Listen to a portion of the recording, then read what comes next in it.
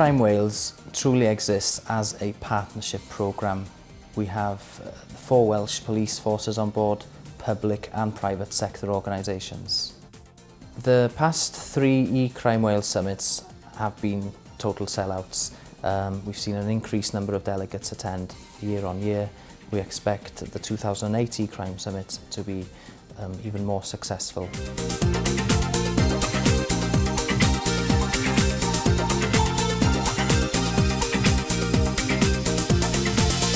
Using Welsh Assembly Government resources and those of our partners, we are actually building up a huge database of businesses, not only in Wales, but also in the UK generally.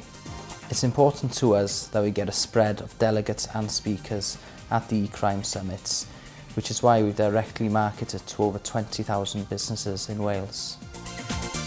The 2007 Summit was our biggest summit to date. And the audience that we saw, 70% of them were from the private sector, the remaining 30% were from the police and public sector. Once a delegate registers with us for the eCrime Summits, we regularly keep them in touch with how the agenda is looking up, the type of speakers, exhibitors that we have in our email updates. We find that the delegates appreciate these because it keeps them in the loop of what's going on.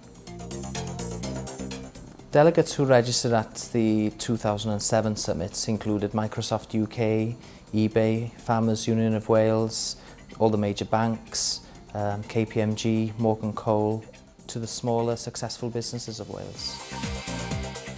We've deliberately designed the eCrime Summit differently from a sit down and look at a presentation type environment to a sit down around the table with other delegates and other colleagues.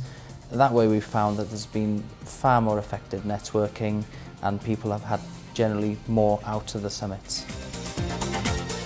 The eCrime Wales Summit 2007 wasn't just about raising awareness of the issues of eCrime to the delegates, it was about raising awareness of the issues of eCrime to Wales and beyond.